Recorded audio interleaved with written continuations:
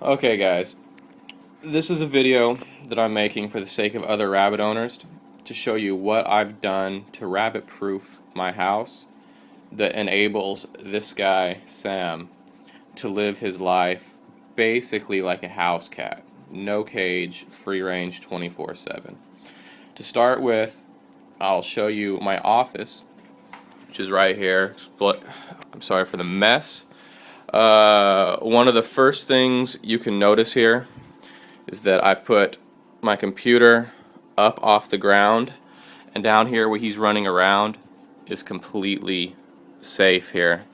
If you look around, I've got more computers here, all up off the ground, and underneath are no wires. Now, most people have that mess of wires under there. I've managed to put my mess of wires back here on top of the desk behind the monitors. Already super safe, isn't that right? This is a very familiar IKEA couch, you should all know. I took off the things, it's black on black, you can't really see it. So this is now flush with the ground rather than up off of it. And that keeps him from getting behind it, where I've got some extra cables going over here for that workstation. A lot of people complain about rabbits getting under your bed. What I've done is I've actually put an extra mattress that I have here that effectively blocks him from getting under the bed, but it doesn't block him from getting around the back, which he likes to do, but he doesn't stay there. On the other side, I found him sometimes sitting over here, and I put some shelves here that are unstable, and so now he never goes under this bed. When I come in the room, I might find him in this corner, I might find him under the window here, I might find him against the wall there, but never anywhere I can't see and interact with him. Oh, you're following me. Oh, there he is going to his spot back there, actually. And he can get around the entire room behind that bed. Okay. Downstairs is where his litter box and hutch is. Here, you can see I've taken an old dog bed and I've converted it into a bigger litter box. See how it's high in the back, low in the front, so he can get in and out. This is where he's potty trained. He'll often lay in front of it on here. He's got a little storage box here that he likes to lay on top of. Here is my rabbit cam that I use to spy on him sometimes. That's the equivalent of a cage that I'm using for him. See, his toys are on the roof that he can get to either by jumping or from the stairs. And yes, he can climb up and down these stairs very easily because of the carpet. Took him about 3 weeks to learn how to do that. Here is the living room, and as you can see, this is all wide open to him all day, all night. He likes to hang out under this table while we're all here, or he'll hang out here under the entertainment center, which is important. I'll show you what's happening here. As you can see, all the electronics are off the ground. He can get down there and not damage anything all the way around. He cannot fit under this couch, so that's never been a problem. If you have a smaller or baby rabbit, that might be. But as you can see, same as the office, the mess of wires that you would normally get under is now up and behind, where a rabbit cannot get to it. Also, you can see that I have these baseboards. These are plastic and hollow. I've got electricity, Ethernet, speaker cables all going through that. If you look here, I've got a little speaker cable coming out of that baseboard to here. Rabbit can't get to that. This goes all the way around to this corner.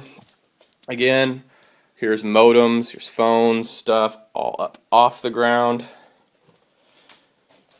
This right here is a rear speaker cable inside this little plastic casing.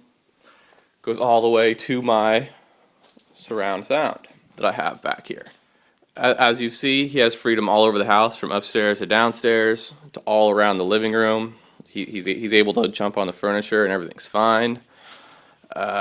He also has access through this little cat door to the outdoors. Maybe I'll splice in a video of him using that later. Has access to this whole garden, which has had to be secured and rabbit proofed all the way around. There's fences behind here. I've had to cut back all these trees so I can see where he's basically hiding to make sure that he doesn't get a jump on me. You can see this is all rabbit safe plants. Dion's a bit crazy about the plants. She's supposed to be doing something with these non-rabbit safe plants. You wouldn't want him eating that because he's destroyed some of her plants, because that's what rabbits do. At night, we have gotten in the habit of closing, oh hello, this door right here behind him there, because if we don't, he'll get lonely downstairs, climb up these stairs, and come in here and piss on that bed. If we close this door, he'll come in here and scratch that door until we let him in. But by putting this buffer here, it took him about 6 days of ignoring him every night until he gave up scratching on this door at night. So at night, he has this entire downstairs to himself. At night, I will lock that cat door so he can't get outside at night. Well, I shouldn't say unsupervised, but in the dark where all the cats have the advantage. Okay, now here I want to show you some instances where the rabbit proofing has failed. If you look here, this rip in the furniture came from a little nibble like this one. So he'll get little bites before you can smack him in the head, and then someone's pants ripped that further from something that looked like this. Really nothing I can do about that. Just patch it, repair it. You get that kind of stuff with cats too. You get a lot of this kind of stuff with cats actually. Near to his hutch, you can see that he's sprayed the wallpaper a bit from his times right before and after he was neutered. He had kicks, so that's damage that I didn't prevent. But honestly, I hate this wallpaper. To make a bigger point about wallpaper, I'll go upstairs. Up here, we got stuff like this, where there's a little tab sticking out, and he grabbed it and ripped that in one pull. Over here, he had some more time. The damage really wasn't this big. Originally, I started trying to pull that off and made it worse. This could have been fixed by having one of those plastic edges up on here to protect it, but it just didn't have it. And again, this is old, ratty wallpaper.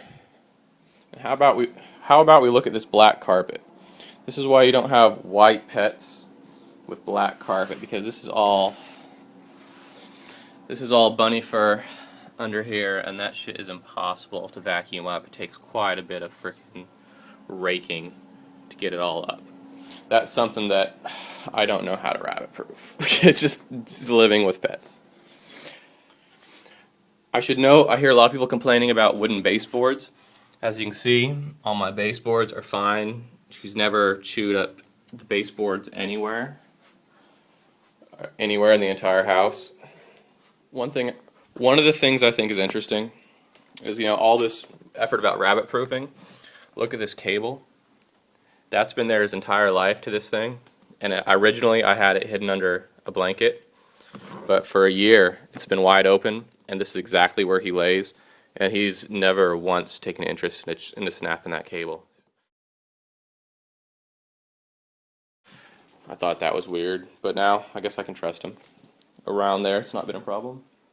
Another thing that's interesting is, yes, he has access to all of this at night. He'll sleep on the couch, he'll sleep under the table, but he never jumps on this table. Even if we have yummy flowers that he might want to eat, even if we left cookies out. I mean, it's like, this is an apparatus that I'd be very mad at if he chewed, but he never jumps up on there and chews it. So yeah, he's just chosen to respect my space overnight in a strange way. So I'm lucky there. He tries to eat that plant every night though. See, here's another example of plant up off of the ground where he can't get to it. And this right here, this is one of the best training tools that I've ever had.